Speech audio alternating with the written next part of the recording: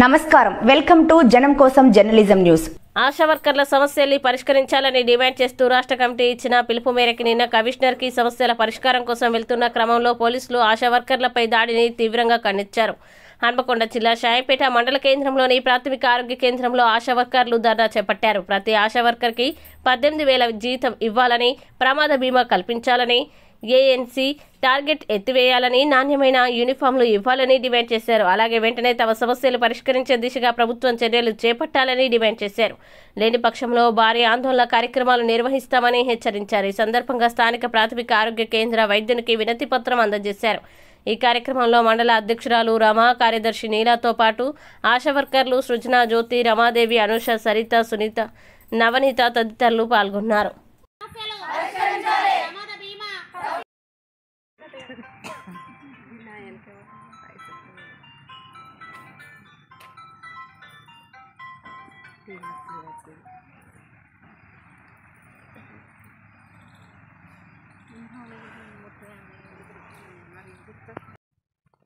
నమస్తే, నా పేరు కోగిల సృజన. మాది హన్మకొండ డిస్టిక్ షాంపేట పిఎస్సి.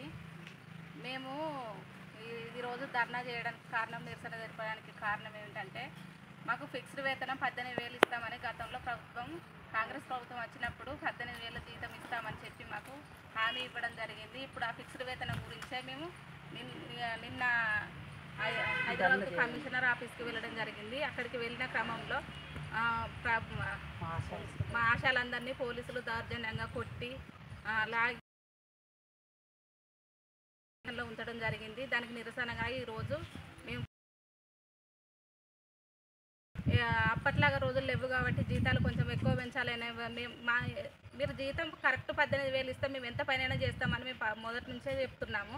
మాకు జీతం లేకుండా పని బాగా చెప్తాను, పని భారం బాగా ఎక్కువైంది, జీతం తక్కువైంది. టైంలో కూడా మా ప్రాణాలకు తెగించి ఎవరు రాకుండా కూడా మేము మా ప్రాణాలకు తెగించి మరి ఇల్లు తిరిగి అందరికీ సేవలు అందించి మేము ఎంతో కష్టపడ్డాము. మా కష్టాన్ని వృధా చేస్తున్నారు. అంతేకాకుండా లెప్రసీ సర్వే అని, ఎన్సిడి సర్వే అని, టీబీ స్కూటం టెస్టులు అని మమ్మల్ని పిహెచ్సికి రప్పిస్తున్నారు. ఏఎన్సీ టార్గెట్లు అని చెప్తున్నారు. ఏఎన్సీలు లేకుండా కూడా మీరు ఎట్లా అని చేయాలని అంటారు, జనాభా తగ్గట్టు అని అంటారు. ఇటు మాకు ఏ విషయాన్ని అని కాకుండా మమ్మల్ని బాగా టార్చర్, ప్రభుత్వం నుంచి పైనుంచి ఆఫీసర్లు అందరూ మమ్మల్ని చాలా టార్చర్ చేస్తున్నారు. అంతేకాకుండా మా ఫ్యామిలీలకు ఏం ఆధారం లేకుండా మాకు కనీసం ప్రమాద బీమా సౌకర్యం కలిగించాలని మేము ఎప్పటి నుంచో చెప్తున్నా కూడా మాకు ఇంతవరకు కూడా ఏది చెప్పట్లేదు. కనీసం పిఎఫ్లు ఇవ్వ కట్ కావాలని కూడా చూస్తాను. మా పిల్లల భవిష్యత్తు మా చేతుల్లో ఉంది కాబట్టి కొంచెం మమ్మల్ని అర్థం చేసుకోవాలని ప్రభుత్వాన్ని వేడుకుంటూ కూడా పొద్దున ఉదయం 4 గంటలకే షాంపేట పోలీస్ స్టేషన్లో మా లీడర్లను అరెస్ట్ చేయడం జరిగింది.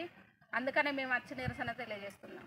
నమస్కారము, నా పేరు రజిత. నేను షాయంపేట మండలము పిఎస్సి నుండి మాట్లాడుతున్నాను. గతం 20 సంవత్సరాల నుండి మేము ఆశా వర్కర్గా పనిచేస్తున్నాము. కానీ మా యొక్క కష్టార్జితాన్ని గుర్తించలేకపోతున్నారు ప్రభుత్వము. ఆ రోజు కరోనా సమయంలో కూడా మేము ఎన్నో వెట్టి చాకులు చేస్తూ వారికి సహాయము, వారు మరణించకుండా వారిని కాపాడుకోవాలి, ప్రభుత్వం మన ప్రజలను కాపాడుకోవాలి, మనము ఏమైనా పర్వాలేదు అనేది ప్రాణానికి తెగించి వారికి సేవలు చేసినా కూడా మమ్మల్ని గుర్తించలేకపోతున్నారు. ఈరోజు మాకు కావాల్సి ఈ ఆహారము తినడానికి కూడా సరుకులకు ఎన్నో పెంచిన కూడా వారికి పెంచిన ప్రకారము మరి మాకు జీతాలు కూడా పెంచాలి అనేది వారు ఆలోచించాలని కోరుకుంటున్నాం ప్రభుత్వాన్ని. దయచేసి మేము మా ఆశా వర్కర్ కూడా కరోనా టైంలో సేవ చేసి కూడా ఆ యొక్క మరణించడం కూడా జరిగింది. కానీ ఆ కుటుంబానికి ఎలాంటి సహాయము ఇంతవరకు కూడా అందలేదు, ఎవరు కూడా ఇంతవరకు గుర్తించలేదు ప్రభుత్వం కూడా. దయచేసి ఇప్పటికైనా గుర్తించి మాకు 18,000 వేతనము ఫిక్స్డ్ వేతనముగా ఇవ్వాలి, ప్రమాద బీమా సౌకర్యం కూడా మాకు కల్పించాలని మేము కోరుకుంటున్నాము. కేసీఆర్ గారు ఒప్పుకున్నారు, మేము ఒప్పుకున్నట్టుగా చేసినారు. కానీ అది కూడా ఇంతవరకు లిస్టులో తీయలేదు.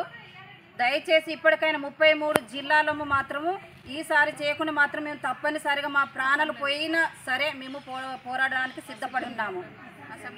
అసెంబ్లీని కూడా ముట్టడి చేస్తామని మేమందరము ధైర్యంగా మేము ఒప్పుకుంటున్నాం. నుండే మేము ఈసీ రిజిస్టర్లో మేము రాసుకుంటాం వాళ్ళ పేర్లు. వాళ్ళు గర్భము ధరించిన కానుండి డెలివరీ అయినంత వరకు కూడా మేము వారికి సేవలు అందిస్తూ వారు డెలివరీ అయిన 2 రోజులైనా 3 రోజులైనా వారితో ఉండి మేము డెలివరీ చేయించి వారికి ఆ యొక్క ముర్రుపాలు కూడా పట్టించి ఇంజక్షన్లు వేయించి కూడా మేము రావడం జరుగుతుంది. కానీ మమ్మల్ని గుర్తించలేకపోతున్నారు. దయచేసి ఎన్సిడి స్క్రీనింగ్ అనుడు మాతా శిశు మరణాలైన మేమే అన్ని పనులు చేయడం జరుగుతుంది. ప్రతి విషయంలో కూడా మేము నడవడం జరుగుతుంది.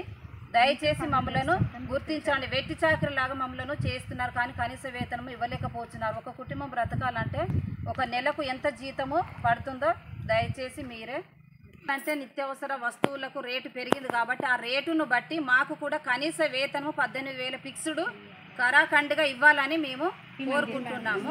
లక్ష్యము బ్రతకడానికి మా యొక్క సరుకుల విషయంలో కూడా ఒక నూనె ప్యాకెట్ కొనాలంటే 200-250 ఉంటుంది. ఒక సబ్బు కొనాలంటే కూడా ఒక 50 రూపాయల వరకు కూడా ఉంటుంది. ఈ జీతం మాకు ఎలా సరిపోతుందో దయచేసి మీరు గుర్తించగలరని మేము ఇప్పటికైనా స్పందించాలి. మీరు దయచేసి మీరు ఇది ఆపకుండా మీరు ఒప్పుకోవడానికి కూడా మీరు పరిష్కరించుకోవాలని కోరుకుంటున్నాం.